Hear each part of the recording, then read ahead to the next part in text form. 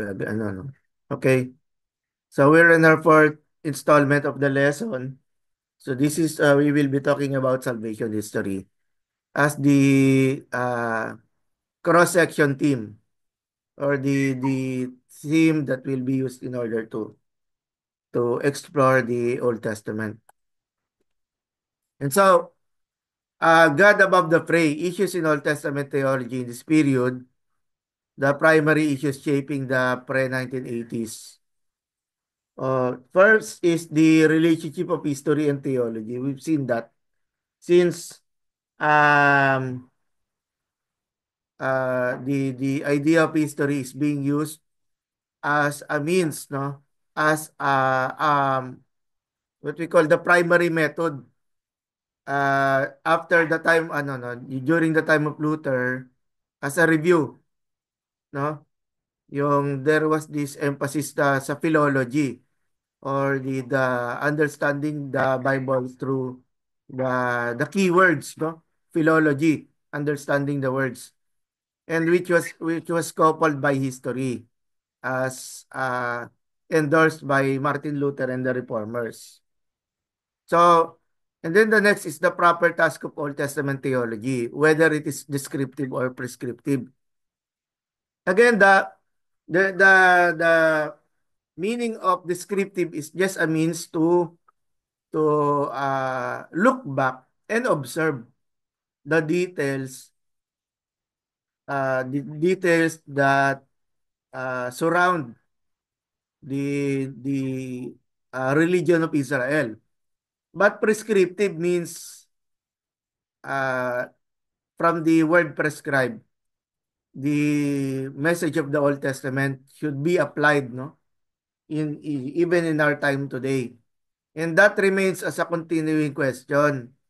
With regards to the relationship of the Old Testament and the New, as a New Testament theme telling us that Jesus fulfilled the law or fulfilled the Old Testament. So again, the question would beg us to what elements in the Old Testament did Jesus fulfill? Okay? And so this goes back to the very question of worship such as giving of tithes, right?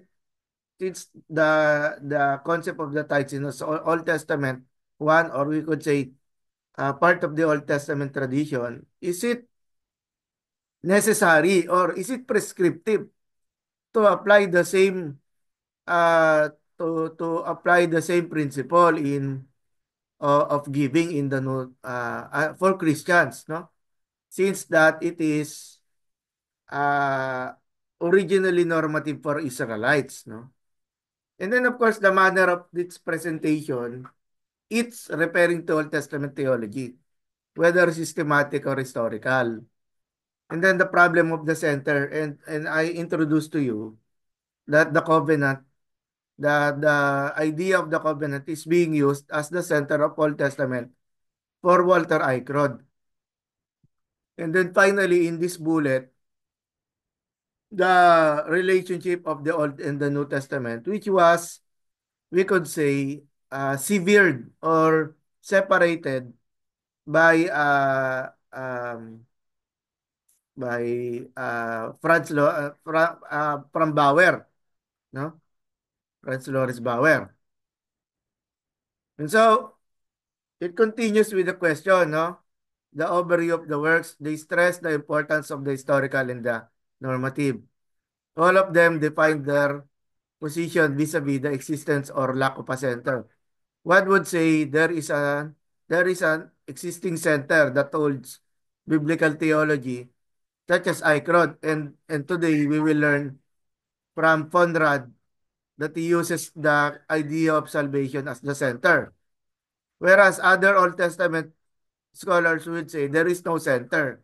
So it will be um if there is no center, then the treatment of the Old Testament is you read it uh either chronological, no, or either chronological meaning what are the books that fall in the same during the same time, no, and the times are, we may called the monarchical period, the division of the monarchy, the Assyrian period, which is leading to the fall of the Northern Kingdom, the pre-exilic era, which is or sorry, the Babylonian period, which looks forward to the fall of the Southern Kingdom and the end to Second Kings, no?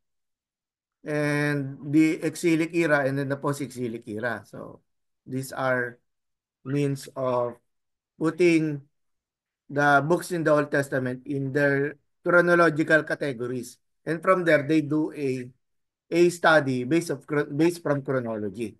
No?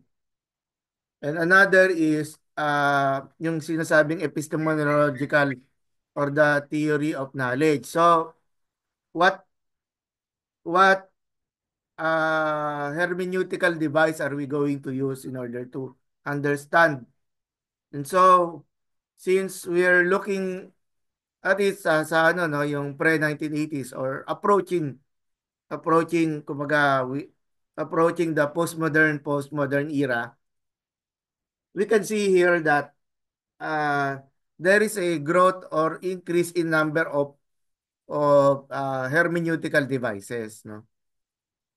Such as literary criticism or social scientific analysis, rhetorics, no?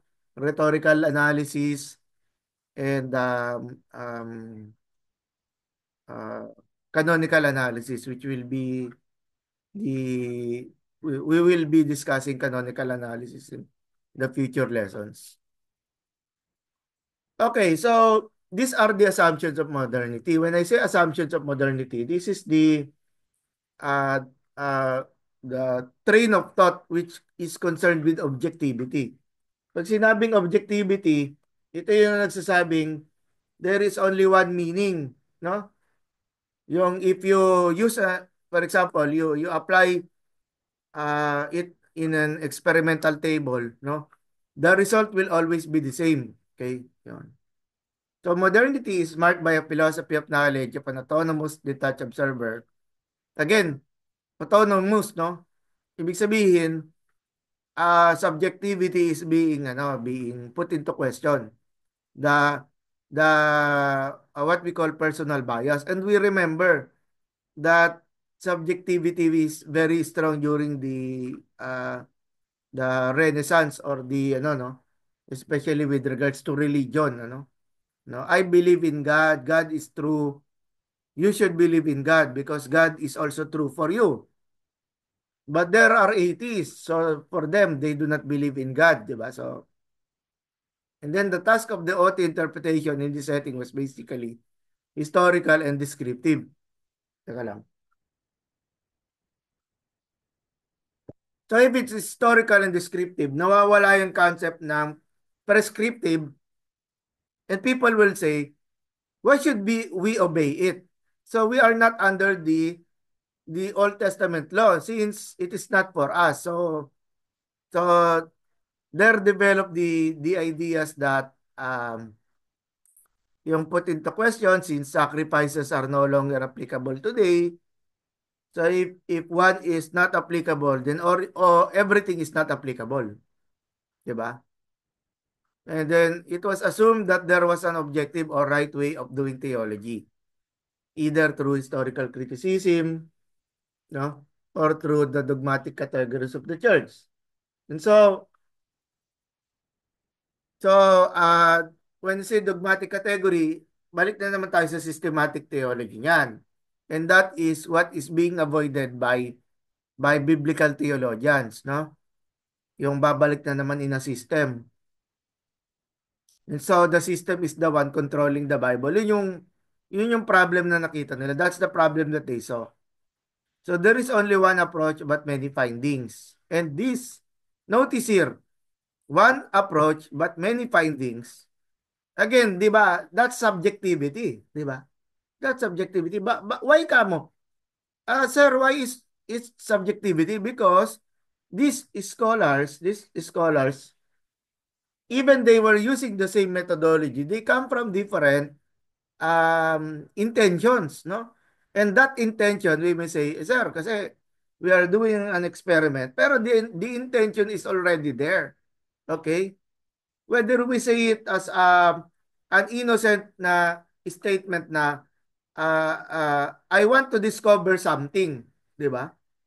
And then he will, or another way of saying, I want to discover something new. So when you say you want to discover something new, tendency for you is to set aside what is already available kasi you will just be repeating their finding, di ba? Kasi you are searching for something new. And that is at least aligns with the positivist movement that you with the use of reason you will always find something new. So again, um uh you might say siguro depending on the findings, no, that on the findings you may say that yes sir, there is a sense of objectivity here, but again, if there is a sense of objectivity, dapat there should only be one finding, di ba, na naulit-ulit lang kasi it's the same finding. Like for example, a rice cooker, di ba? You press the on button. So once the rice is cooked, it will always move from red to no to yellow, which is to keep warm, di ba? So that's always the case. There was no day that the result is different. And now let no, one of the theologians, si Vriesen, he described that God is the holy other, no? Another way of saying that God will always be different from humanity. And that's not, you may say na, that's not difficult to think of, no? But in here, he tried to look at the distinguishing features, no? That is with God and, of course, understanding of God and man. So the reason is sees the limitation of man. That we do not have the capacity to explore and learn everything from God, di ba? Perhaps that is an assumption during the modern period. But here, uh, why did I say so?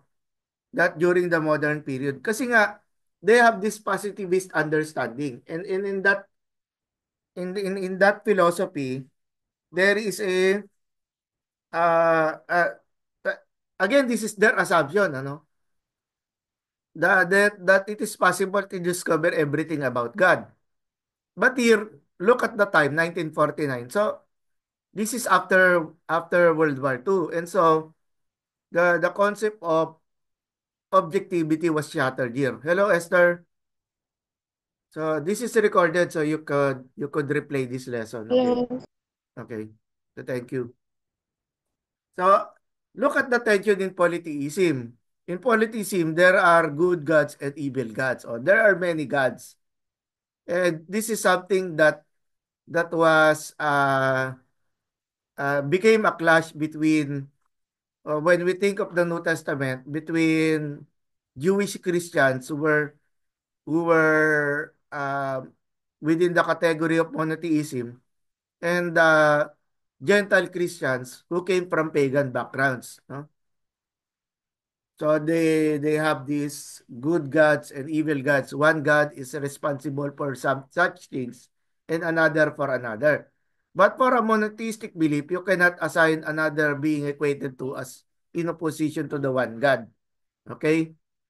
So in this way, in this manner, uh, I remember one of my fellow pastors said that Jesus died in order to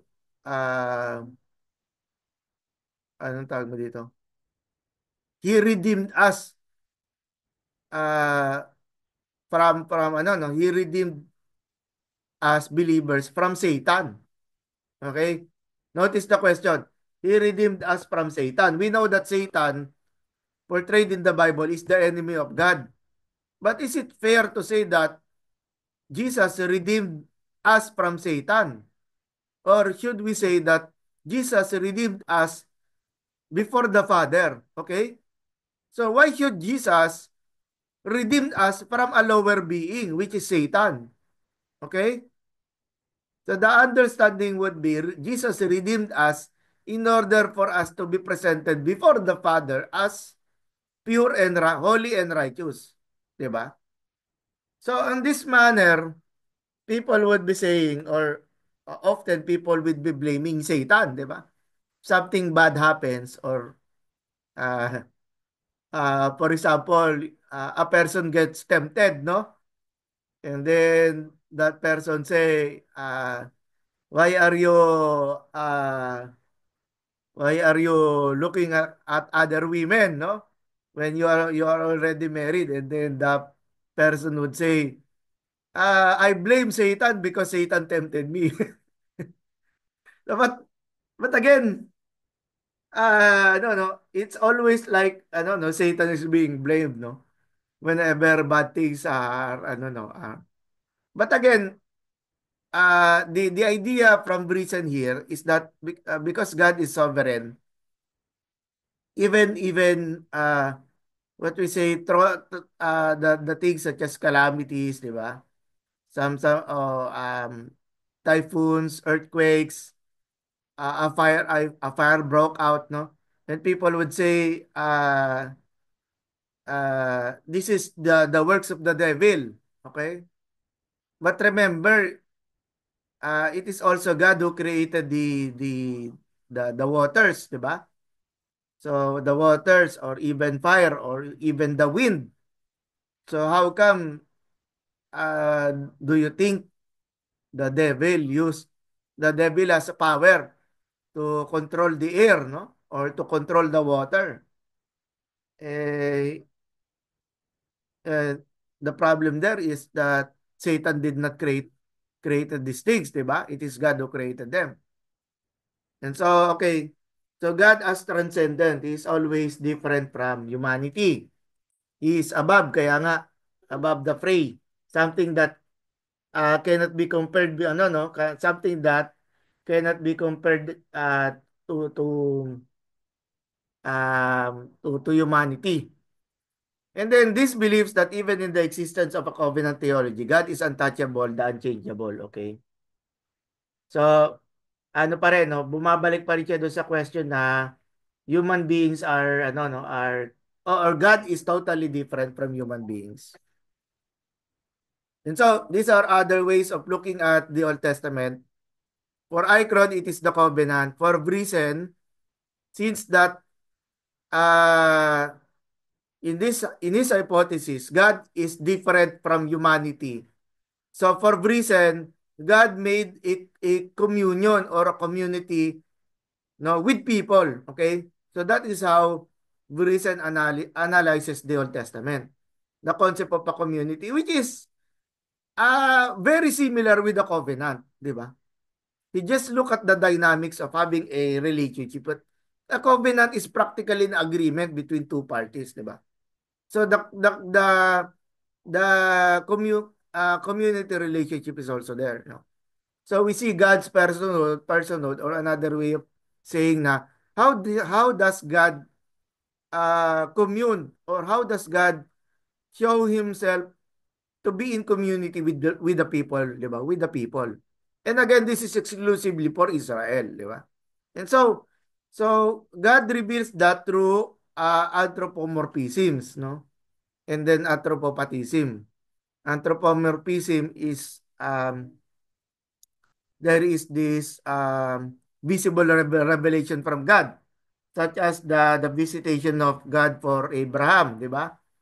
And then Abraham would communicate with God. Or for Moses, the burning bush. Or for the people in the desert, the pillar of fire and then the pillar of cloud. It also applies for Elijah, the wind, the earthquake, di ba? And when the Israelites went out from Egypt before Mount Sinai or Mount Horeb, is the presence of the earthquake, the presence of fire, smoke, di ba? These are ano these are manifestations of God's presence with the use of creation. So God uses creation.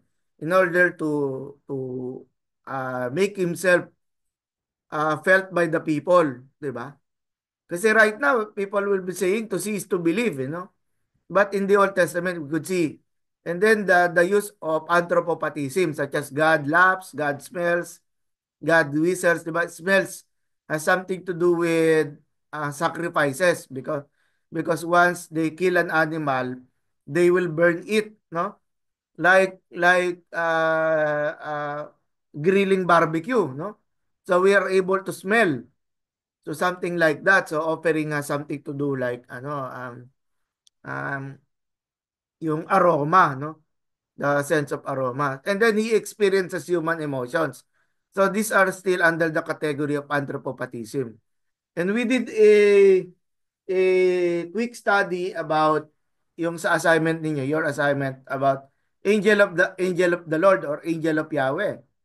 In many occurrences, angel of Yahweh is the anthropomorphism or the representation of God himself. And so, for example, the case of the burning bush, no?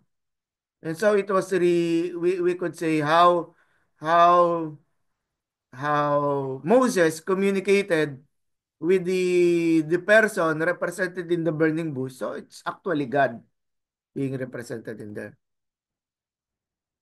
And of course, there are tensions in the text. And that tension, you are already able to feel it.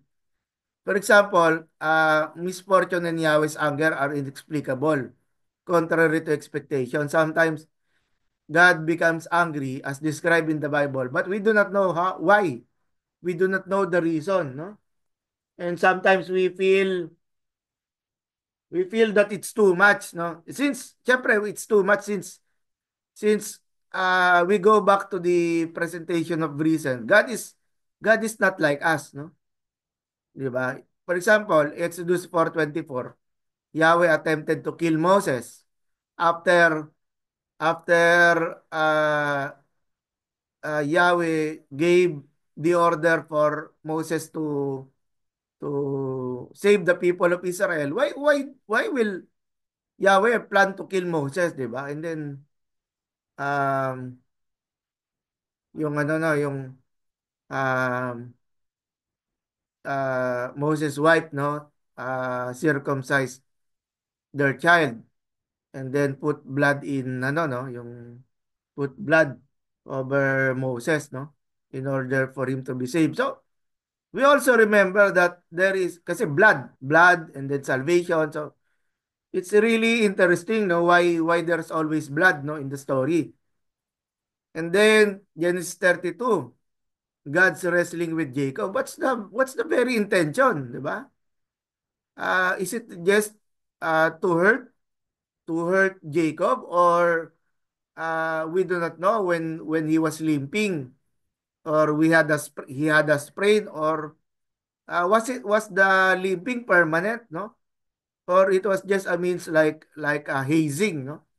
When entering a fraternity. So it's an initiation rite in order for Jacob to remember that his identity was changed, no? Due to his experience. And then Leviticus 10, 1 to 2, di ba? Why did Nadab and why did Yahweh kill the first and second born of Aaron, di ba? And I thought they were ordained to be used for the priesthood, and suddenly Yahweh kills them. And according to the story, the reason is that because they offered unholy fire, or fire that was not permitted. So, but still again, we're talking fire here. So, uh, is that an enough reason for Aaron to lose his first and second son? And we also see that in the return of the Ark of the Covenant, when it was put in a cart, Second Samuel 6 to 7, and it was about to fall. So Uzzah was just trying to prevent the Ark of the Covenant from falling, and then he died, di ba? And there is still again yung killing of thousands of Israelites in 2 Samuel 24. And sometimes you would wonder, Moses also did a census, which is manifested in the book of Numbers. But what's the problem with David, no? And this resulted in the death of innocent Israelites, di ba? Which was supposed to be uh, needed because or would say part of God's army. So in addition to that, there are also instances in which God is said to have instigated evil and suffering. For example, Job, the conversation between Job and Satan. And then uh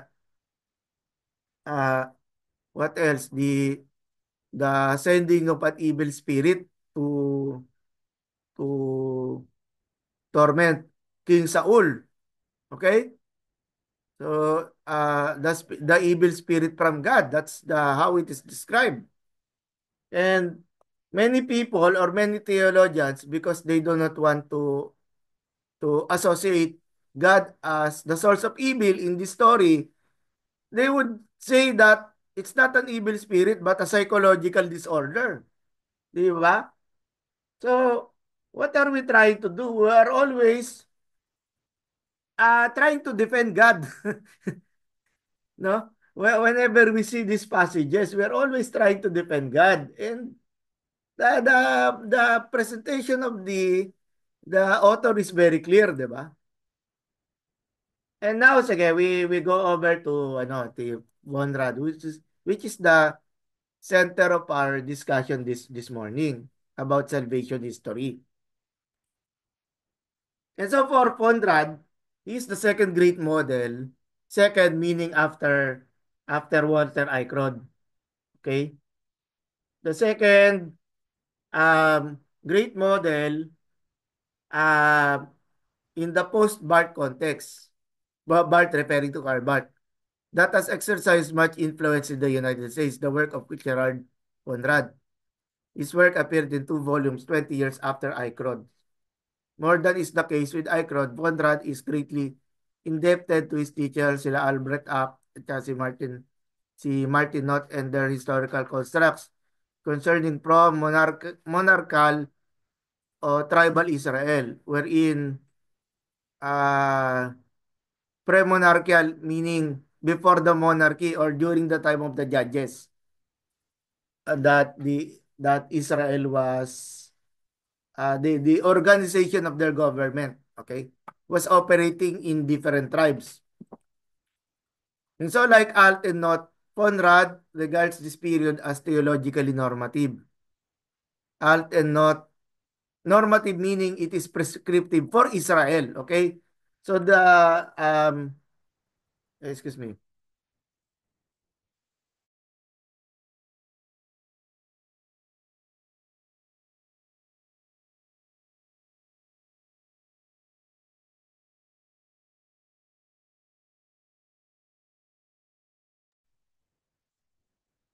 Okay, so Altenot hypothesized that pre-monarchical Israel was organized into a tribal confederation that was constituted by regular worship, the proclamation of Torah commandments, and the periodic reaffirmation of covenant loyalty.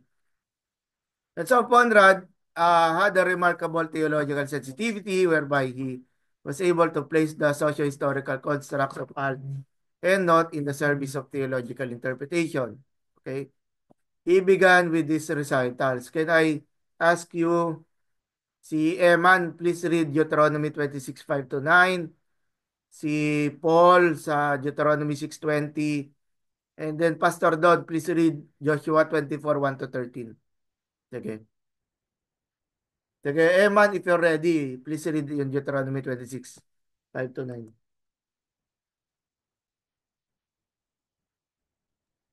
Pastor, amen.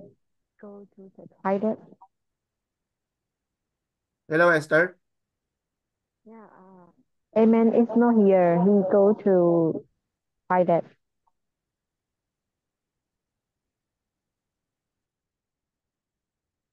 Yes, read passages. We will read passages. Eman, Deuteronomy 26. Yes, sir. Sige, pakibasa. Von Rad well beyond out and north. No, no, no. Deuteronomy 26, 5 to 9. Ah, okay. Sorry, sir. I went to CR po. Okay, sige. Sige. Ano muna. Si Paul. Sorry po. 26, Deutero 5 to 9 po. Hindi, ready ka na ba, Eman? Sige. Sorry, Apo. sorry, Paul. okay po, okay po. Sige, Eman. Deuteronomy chapter 26, verse 5 to 9. Then you shall declare before the Lord your God, my father was a wandering Aramean, and he went down into Egypt with a few people and lived there, and became a great nation, powerful and numerous. But the Egyptians mistreated us and made us suffer, subjecting us to harsh labor. Then we cried out to the Lord, the God of our ancestors, and the Lord heard our voice and saw our misery, toil, and oppression. So the Lord brought us out of Egypt with a mighty hand and an outstretched arm, with great terror and with signs and wonders. He brought us to this place and gave us this land, a land flowing with milk and honey. Okay. Before you go on, Paul, no? What we're looking at is how God is described as a savior of Israel. Okay? In that passage. Okay. Sige, let's go see Paul. Deuteronomy 6, chapter 6, verses 20 to 24. When your son asked you in time to come, saying, what do the provisions and the statutes and the judgments mean, which the Lord our God commanded you? Then you shall say to your son, we were slaves to Pharaoh in Egypt, and the Lord brought us out of Egypt with a mighty hand. Moreover, the Lord provided great and terrible signs and wonders before our eyes against Egypt, Pharaoh, and all his household. He brought us out of there in order to bring us in, to give us the land which he had sworn to our fathers. So the Lord commanded us to follow all these statutes, to fear the Lord our God for our own good, Hmm. always and for our survival as it is today. Good. So, again, the concept of salvation, no? So here in 6:20 to 24, the reason why there are laws and statutes is for these laws to reveal Yahweh. Okay? So that is the intention. So again, the law is just instrumental in order to let people know that Yahweh is the savior of Israel. Okay? Sige, Joshua 24, ano? Kuya Don. Kuya Don. Okay po. Okay po. Morning, sir. Morning, classmates. Joshua 24, 1 to 13. Joshua gathered all the tribes of Israel to Shechem and summoned the elders, the heads, the judges, and the officers of Israel. They presented themselves before God. And Joshua said to all the people, thus says the Lord, the God of Israel, long ago your fathers lived beyond the Euphrates, Terah, the father of Abraham and of Nahor. They served other gods. Then I took your father Abraham from beyond the river and led him through all the land of Canaan and made his offspring many. I gave him Isaac, and to Isaac I gave Jacob and Esau. And I gave Esau the hill country of Seir to possess. But Jacob and his children went down to Egypt. And I sent Moses and Aaron, and I plagued Egypt with what I did in the midst of it. And afterward I brought you out. Then I brought your fathers out of Egypt, and you came to the sea. And the Egyptians pursued your fathers with chariots and horsemen to the Red Sea. Hmm. And when they cried to the Lord, he put darkness between you and the Egyptians, and made the sea come upon them and cover them. And your eyes saw what I did in Egypt. And you lived in the wilderness a long time. Then I brought you to the land of the Amorites, who lived on the other side of the Jordan. They fought with you, and I gave them into your hand, and you took possession of their land. and I destroyed them before you. Then Balak, the son of Zippor, king of Moab, arose and fought against Israel. And he sent and invited Balaam, the son of Beor, to curse you. But I would not listen to Balaam. Indeed, he blessed you, so I delivered you out of his hand. And you went over the Jordan and came to Jericho.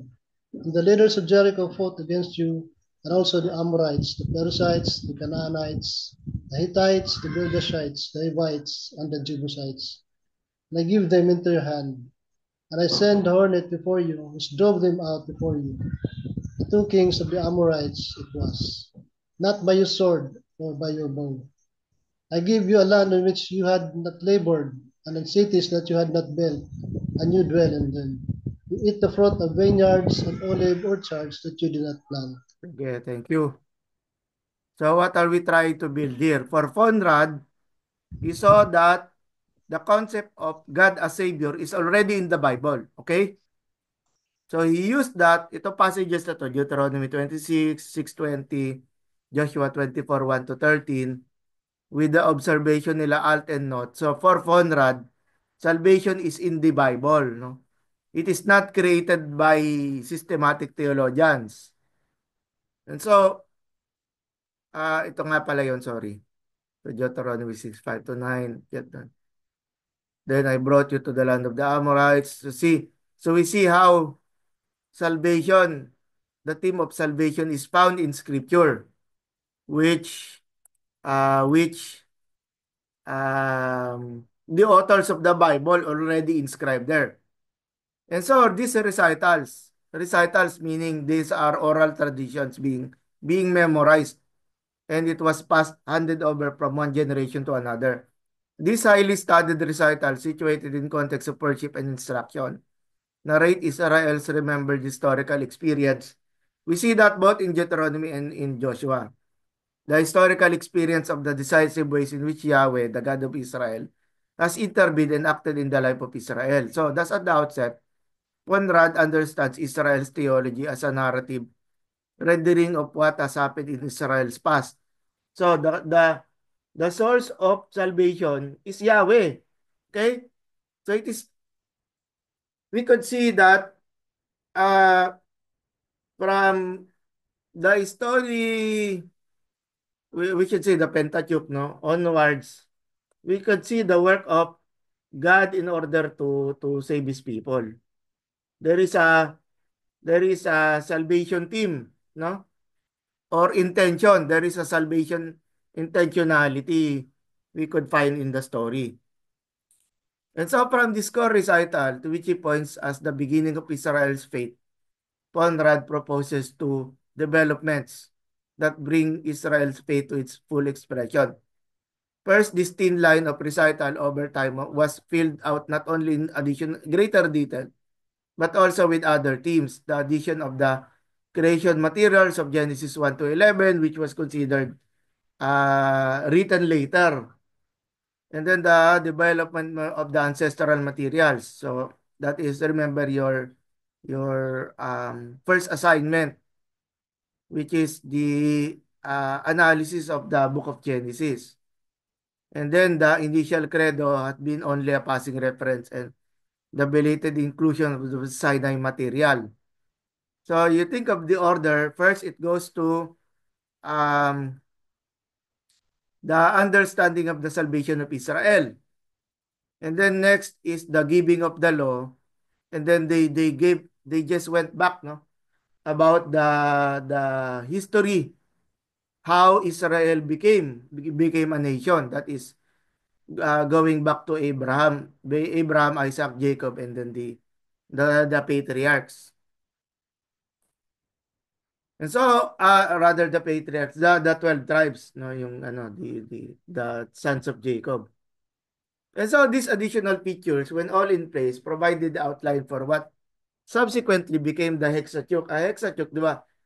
Pentateuch is from the number 5. Genesis, Exodus, Leviticus, Numbers, and then Deuteronomy. But Hexateuch is the addition of Genesis. Sorry, the addition of Joshua. And the question is why? Why was Joshua added as a six part? No, six part. Because in Joshua, you could see, sorry, rather in the book of Genesis, we can see that in the conversation between Abraham and Yahweh, the promise there was to give the land. Okay, that uh, that Yahweh promised Abraham that Yahweh will give Abraham the land, that they will grow in number like the number of the sun in the seashore, di ba? Or the stars in the sky. And when was this fulfilled? It was fulfilled when the Israelites entered the land. Okay? So what Yahweh promised in Abraham, it was fulfilled when the people were already in the land during the time of Joshua. Okay? So the role of the law is to prepare them on the type of behavior that the Israelites were expected to in covenant with Yahweh. Okay? So thus Israel's faith moves in a great art from promise to fulfillment. And we see that uh, fulfilled in Joshua, no? In the book of Joshua.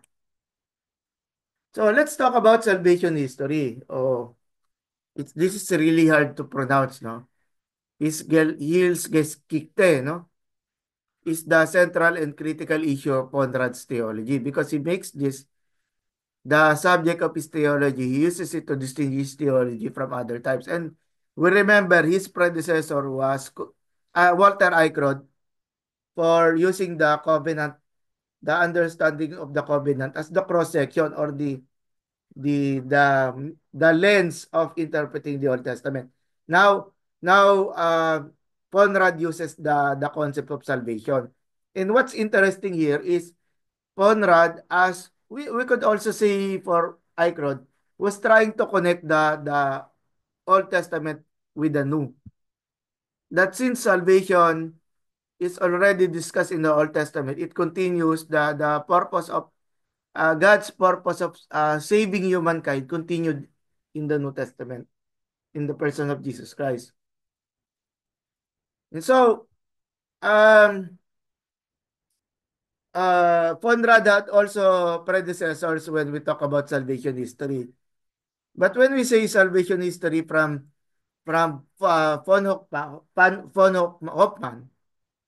Hoffman is his starting point was again system, no?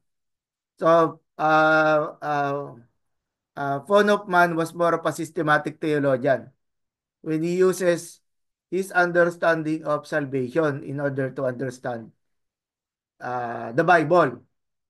But for Conrad, he is now using, yun nga, he is using the understanding of salvation history from the biblical text as we read earlier, which is the recitals of the people of Israel.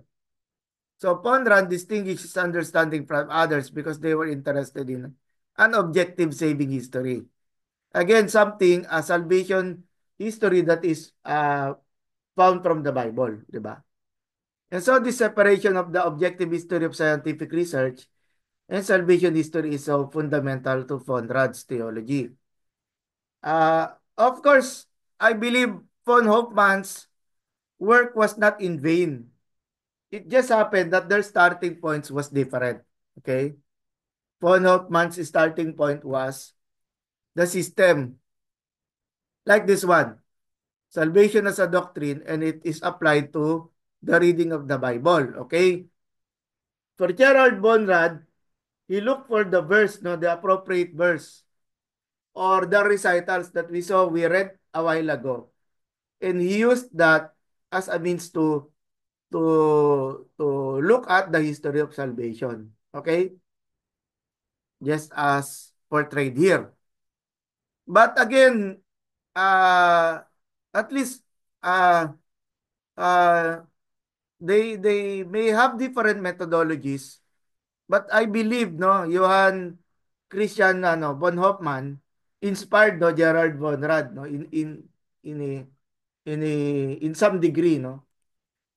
And so Siebert believes that for Conrad, it is a successively developing sequence of events in the history of Israel and the nations. We remember that the salvation of Israel continued, or particularly the Jews, the southern kingdom, that when that after the exile, no, after the exile, during the time of the Persian period, the Persian kings, no, sila Cyrus, sila Darius, uh, gave permission to the Jews to return to their homeland, no. And for the we look at it from perspective that is also related to the prophecies of Jeremiah. Okay? And the prophecies of Jeremiah was looking forward to the return of these people, and we call that salvation, di ba? That's a form of salvation. That's a way how God's saving work continues, no, even in the post-exilic period. And for that they call it a second Exodus, yung return from the different nations that they were scattered. They had this homecoming in ano no in during the time of ano no during the time of the post-exilic era, which is the time of Zerubbabel, Ezra, and Nehemiah. And for that, by reading that in that manner, the saving work of God continues. And the American scholar Ernest Wright, no, was influenced by Conrad, no, in his work God Who Acts, Biblical Theology's Recital. While the notion that God acts in history made an appealing program, the category of history continued to vex, no, this approach. Perhaps there is this continuing clash between the initial position of history and creeds, no, yung creeds or the recitals, no, which affects how or which becomes the starting point for interpreting the Bible. No? Some have attempted to make the connection by speaking of secular history and salvation history. So, this is a summary, okay? This is a summary of the ways how the Bible is, you know, read from the lens of salvation, the concept of salvation. For von Hoffman, the starting point is the doctrine that God is a savior, and then he read that into the Bible, okay? For Gerald Conrad, he started his work from the Bible, and from there he discovered that God is a savior. And he used that as a cross-section method to interpret the whole Old Testament. No? How I wish he had also a work that looks further in the New. No? But that is up to the New Testament theologians to continue. And then there is Ernest Wright, no? 1952. So from here, he goes back, no, from the idea of God's activities in history, and then he used that into it there is some element of historical nature in the methodology of Ernest Wright, but that still we can see his approach is motivated by both the systematic theology and the presentation of Gerard Conrad. And then here, for example, in Exodus 15:21, one of Israel's oldest poems, no? Miriam and the other women sing, horse and rider he has thrown into the sea. So of course, this is poetical. This is the use of poetry to explain the event of God's saving work. But if we look at it from a historical perspective, no, what does it mean?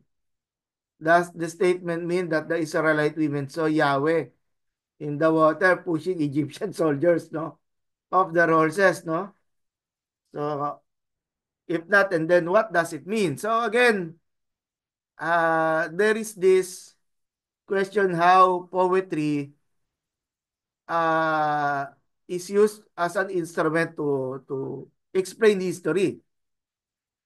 Another example, Wright commented on Moses' ability to catch quail in order to provide meat for Israel. Wright proposes that the quail had flown across the sea and they were very tired, so the Israelites easily picked them up. If this ingenious proposal is credited, the wonder of the narrative explained away. So we lose sight of the miraculous, no? We lose sight of the miraculous role of the appearance of quail in order to feed the people of Israel.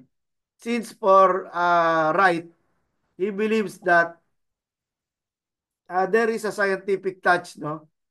That it was so like a turkey shoot, no? The Americans call it the turkey shoot. An easy catch of quail because they were already so tired, no? So from here, I want to introduce the diachronic method. Diachronic means instead of oh sorry, the diachronic is reading the historical nature of the books in the Bible according to their own time.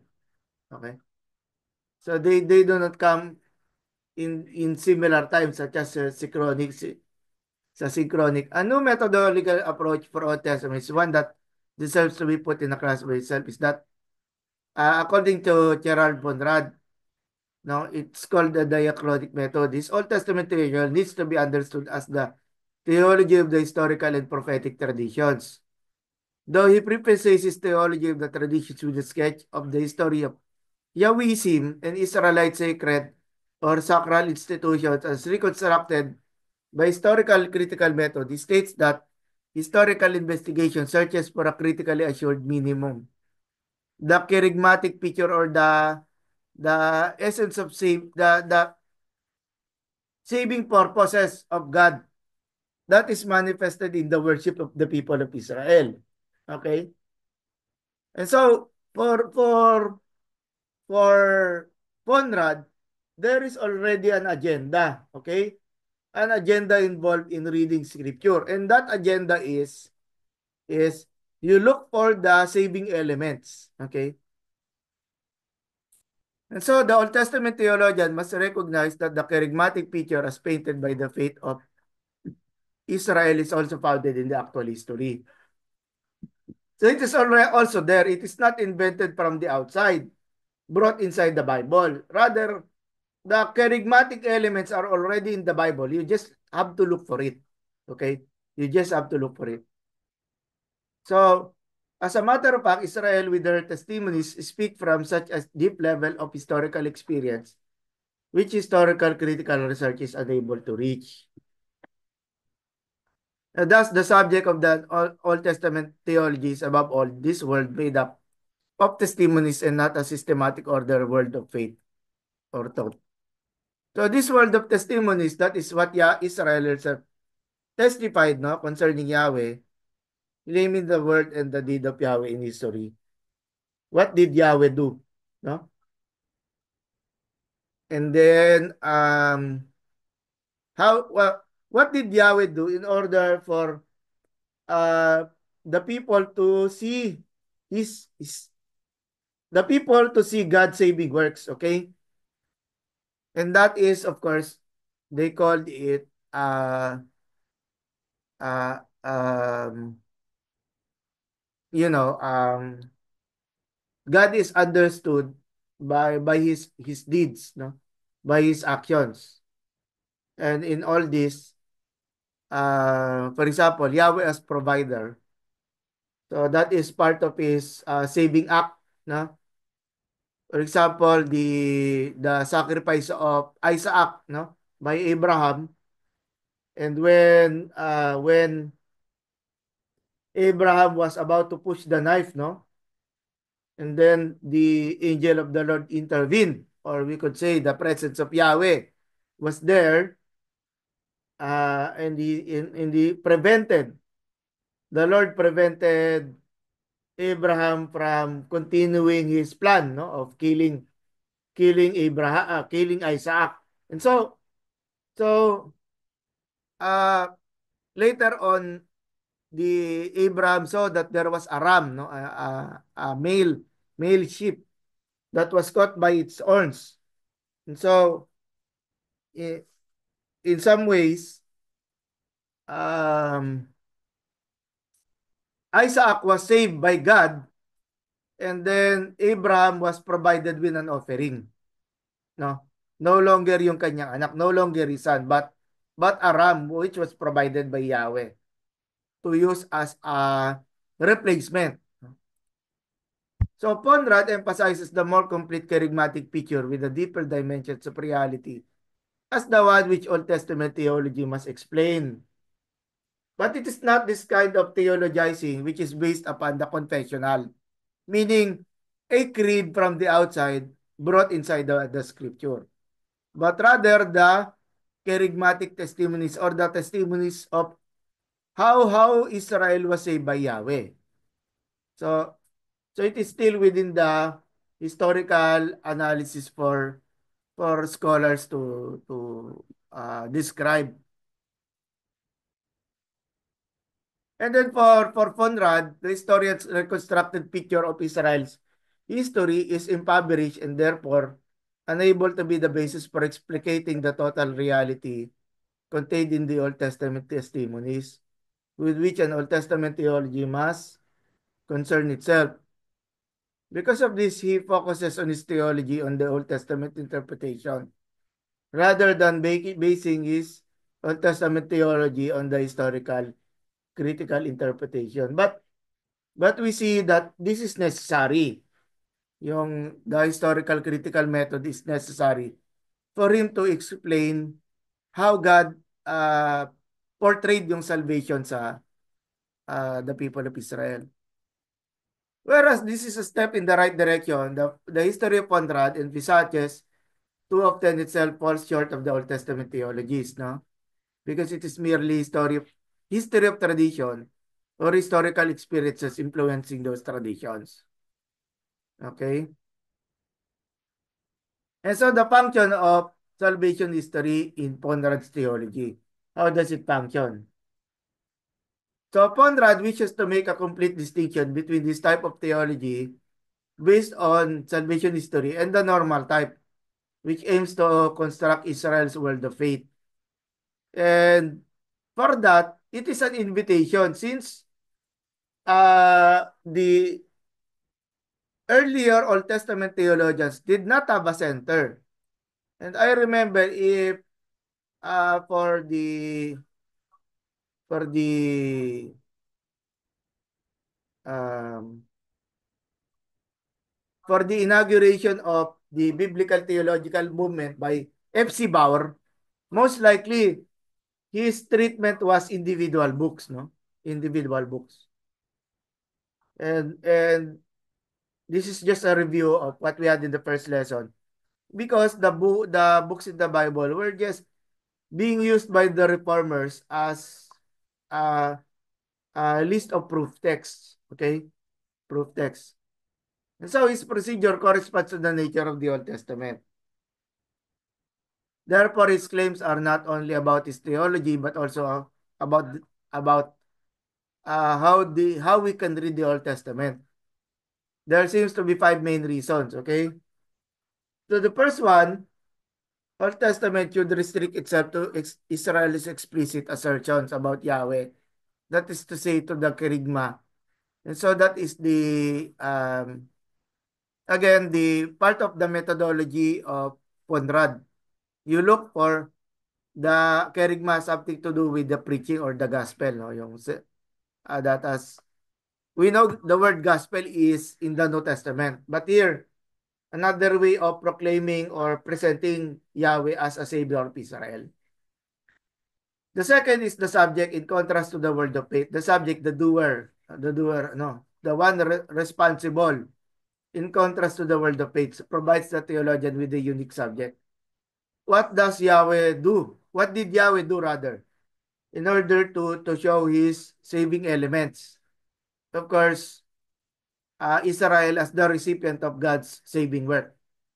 Number three, Israel's salvation history has something to say about the reality of history. So if there's history, there or what we call Israelite history, there's also a saving part in the history of Israel. Okay? So here we could say that the normal type of theology cannot do justice to this fact because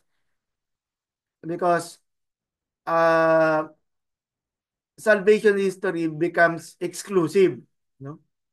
Because you cannot ignore that the theme of salvation is there, operating in the operating in the life of the people of Israel rather than just bluntly trying to understand history and nothing else. Okay? Fourth is only a saving history theology enables the prophetic and historical traditions to be integrated in an appropriate way. Perhaps this is a response of Bonrad to Walter Eichrod's covenant theology. That if for Eichrod, the prophets are the keepers of the covenant. Uh, in Conrad, no, the prophets are announcers or preachers of salvation, no? Because when we look at the oracles or the prophecies, there is a prophecy of salvation, but there are also prophecies of disaster and punishment for those who are disobedient and unfaithful. And then on the fifth, remember this is during the time when it was written, where there was no other substitute yet, no? Only a saving history theology provides us with a proper understanding of the relationship between the testaments as the real connection, in fact, a saving history one.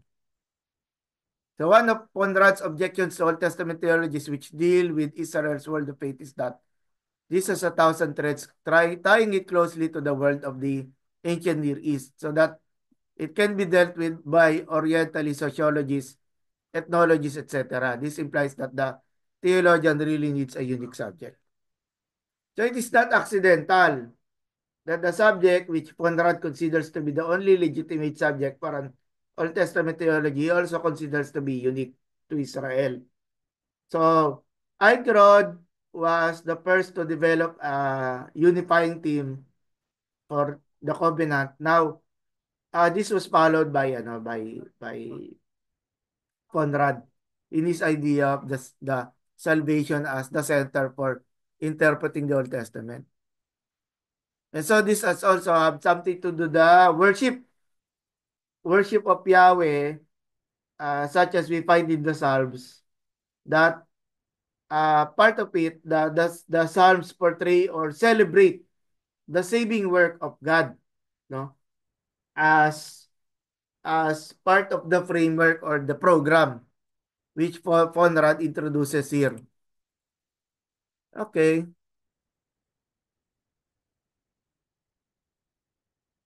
For that, it's 9:30. It's good to take a break. Then I will listen to your questions later on. Okay? So break muna tayo.